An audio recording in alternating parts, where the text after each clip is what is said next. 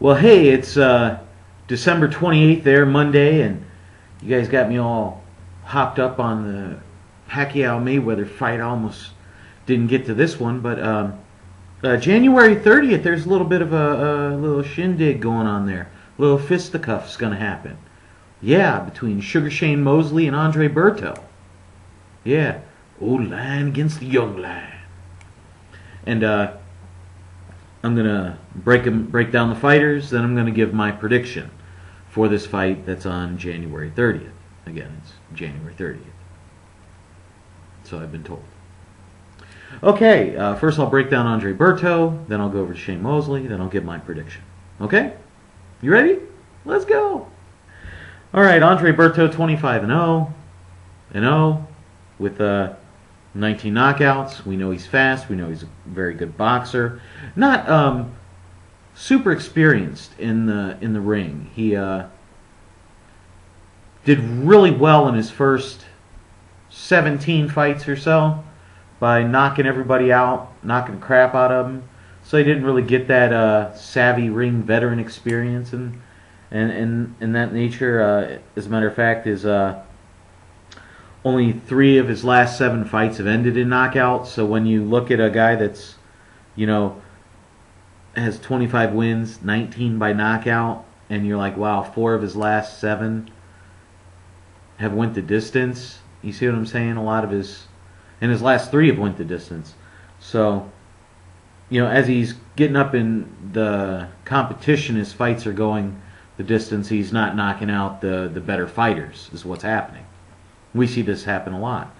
As I said, he's struggling with the better fighters. Now, Urango, who had stepped up in weight, if you watch that video I did, what did I call it? Flash versus Bash. I try to be creative with titles. Anyway, Urango was stepping up in weight, and I actually thought Berto would knock him out, but he didn't. It went the distance. Collazo, I thought that was a questionable decision. He should have. I thought he lost the fight 114-113, but I'm not a judge, right? But none of these fighters are like Sugar Shane Mosley. He hasn't. His quality of opposition compared to Sugar Shane Mosley's opposition isn't even on the same map.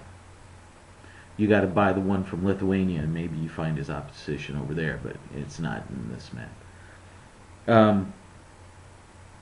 Now he's fast. He's getting better with his combos, but as I said, his biggest thing was power when he was coming up. His speed and his power, speed and his power, speed and his power.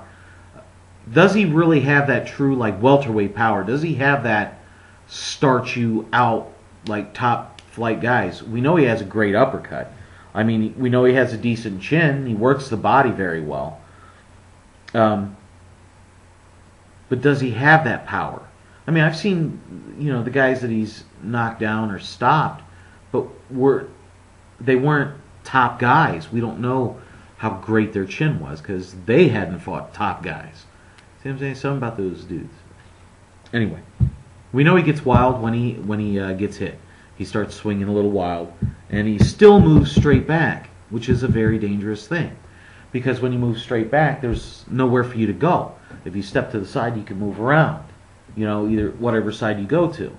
But if you're just dropping straight back, your opponent, all he's got to do is go straight ahead. And that's very dangerous against an opponent like Sugar Shane Mosley. He holds his left too low, and I said this in my last video, so you can check that out. He relies on his speed instead of speed and his athletic ability instead of actually having like a really good defense, kind of like how Roy Jones Jr. is.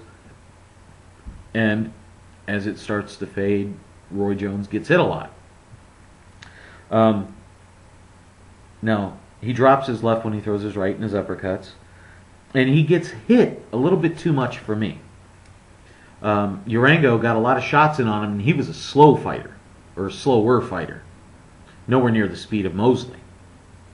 Collazo had decent speed, and Collazo hit him a lot. But these guys don't hit it near as hard as Sugar Shane Mosley does. Mosley's like that next class up. He's that I could spark you out at any time kind of guy, like almost like Sugar Ray Robinson. Had power in both hands. I mean, the dude can and he throws a bad anyway. I'm getting too carried away here. And Berto holds a little bit too much for me as well. But he's a very, very good fighter. Very good. Let's move over to Sugar Shane Mosley. This one, you know, he's 46-5 with 39 knockouts. His KO percentage is astronomical.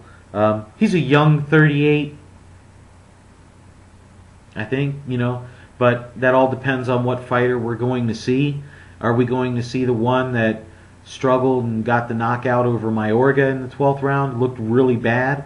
Or are we going to see the most recent Sugar Shane Mosley that went in and just absolutely flat blasted Margachito and beat him all around the ring, made him, you know, stopped him?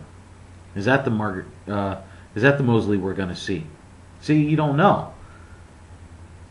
Now he schooled Collazo, had no problems with Collazo, and you know Berto. Well, we already know that, you know, had struggled with him mightily. He has monster power with speed. I mean, the guy, he's a counterpuncher. He's great with timing, but he's aggressive, and he'll bring it to you. He'll set up shots, throw the power in when you don't expect power to come in. Great work in the body. Throws any punch in the book. Can throw 10 punches at a time. This is Sugar Shane Mosley, man. You know what I'm saying? I mean, now he had a bad 3-year span there between 2001 and 2004, which I call the SSM years, the steroid Shane Mosley years. You know, where he bulked up huge and, you know, got all muscle bound and lost to Winky Wright twice, Vernon Forrest twice, and all that.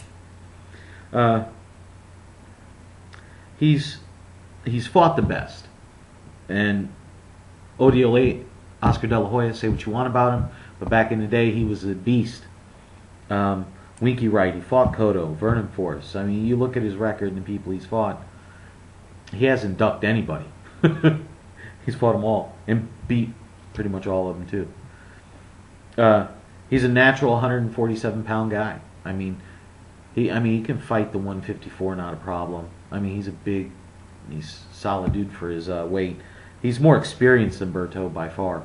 When you watch them fight, you're like, wow. You can just see it with his moves, the hitting, the quick grab. So you know you're all mad because you just got hit in the face, but you can't do anything because he's already in on you. As I said, he's a great boxer. He's a great brawler. He can brawl.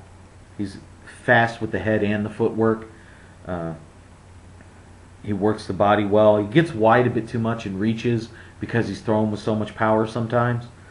He's got a good chin, never been stopped, never been knocked out. I don't even think he's ever been knocked down. But if somebody can show me that he has been knocked down, you know, I've been wrong on stuff like that before. And he's a very, very, very cagey veteran. So in my prediction, if this was 5 years ago, I would have said Sugar Shane Mosley all day long. I wouldn't even blink. I wouldn't even bother putting out the video.